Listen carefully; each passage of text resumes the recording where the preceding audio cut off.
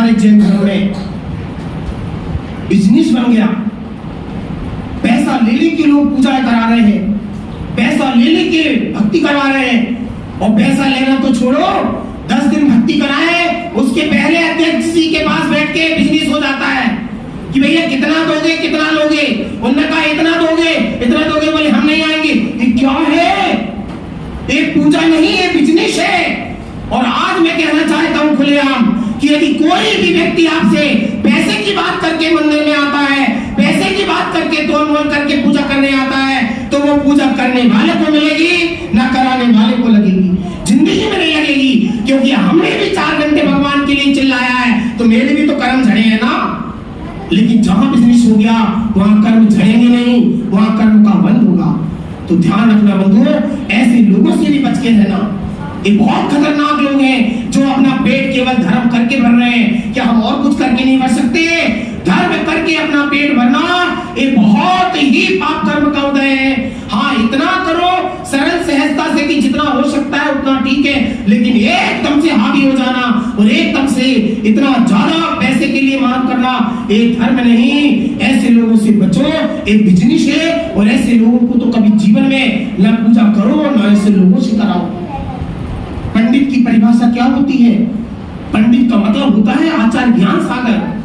पंडित का मतलब होता है आचार्य कुंद कुंद भगवान। 4 शब्द पढ़ लिए, बादाम चढ़ा ली, पंडित हो गए। ये पंडित नहीं होते।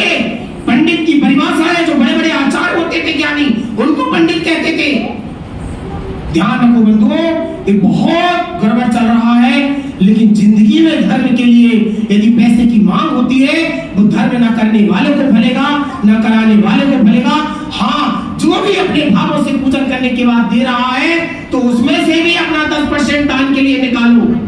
यदि पूरा दे रहे हो कहीं तो अलग बात, अच्छी बात है, पर उसमें से भी कुछ ना कुछ निकालो। नहीं तो लेने वालों को भी ना धर्म बंद भी होगा और कर्म की निजरा भी नहीं होगी। और जो पैसा लेके जाओगे वो धर्म के लिए आप खा रहे हो, धर्म से खा रहे हो। तो ध्यान रखना बंधुओं, अब समय गति से बढ़ रहा है, ज्यादा न कहते। आज मैं एक बहुत अच्छी चीज आपको कह दूं। आज हमको धर्म क्यों नहीं फलीभूत हो रहा है? भट्टेश वैभव को पढ़ो। भट्टेश वैभव में लिखा है, जब कोई भी व्यक्ति या भरत चक्रवर्ती मंदिर आता था शिलांग में, बिल्कुल मौन से आता था और मौन से ही वापिस जाता था। एक बहुत इंपॉर्टेंट चीज बता रहा हूं, ध्यान से सुनना। लेकिन आज मैं आपसे कह रहा हूं, जिसका शोरूम नहीं चल रहा है, जिसका पैसा नहीं आ रहा है, वो पूजा करने के बाद अपनी थाली जिसमें से द्रव्य चढ़ा रहा है, चढ़ी हुई नहीं, बिना चढ़ी में से 4 दाने ले जाए और शोरूम में डालता जाए। तो कहते कैसे? अब ऐसे कि घर से मंदिर आते हो तो मौन आओ, और मंदिर से घर जाते हो तो मौन कर जाइए। क्यों? क्योंकि आप समझिए, एक तार लगा हुआ है, एक तार लगा है। एक यदि तार को बीच में से हम काट दें अमरीश भैया, तो घर में उजाला बंद हो जाएगा, प्रशांत भैया पूरा अंधेरा हो जाएगा। तार को काट दिया तो ऐसे ही हम घर से मंदिर आ रहे हैं, एक वेवलेंथ आ गई हमारे साथ, एक तार आ गया।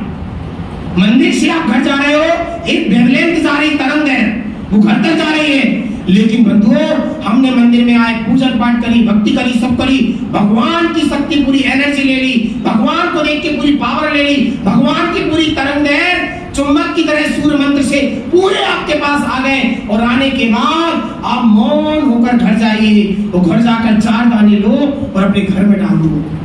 एक दिन में चमत्कार देखो। पर आज लोग तार काट देते हैं। कैसे काट देते हैं? मंदिर आए, भगवान की पूरी एनर्जी ले ली और एनर्जी लेकर मंदिर से निकलते हुए दूध वाले के पास चले गए, वहां दही वाले पास चले गए, वहां पनीर वाले पास चले गए, वह सब्जी वाला खड़ा वहां चले गए। आपने पूरी भक्ति करी 3 घंटे, मंदिर की पावर एनर्जी ले ली और तरंग धैर्य की तरह आप पूरी वो सब्जी वाले को दिया। आपके घर कुछ गए ही नहीं।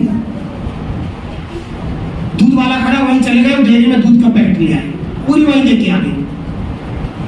कहां रही सकती? इसीलिए कहते हैं मंदिर की पूरी पावर घर तक जाना चाहिए। मंदिर से निकल के सीधे अपने घर जाओ। यदि किसी के घर आप चले गए, कोई दुकान वाले पास चले गए, तो पूरी पावर दुकान में दे दी आपने।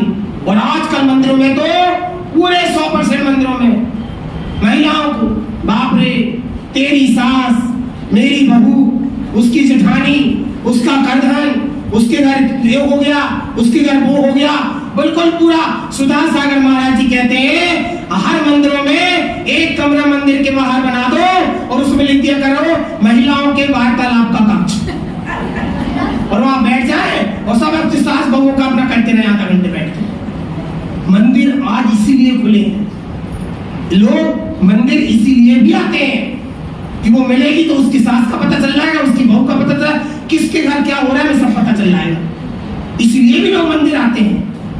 तो ध्यान रखो बंधुओं, तार तो सब टूट रहा है, सब तार टूट रहा है, कहां तार जुड़े हैं? तो मंदिर से निकल के घर में मौन चले जाओ और 4 दाने डाल दो और आप अपना घर देखिए। और मैं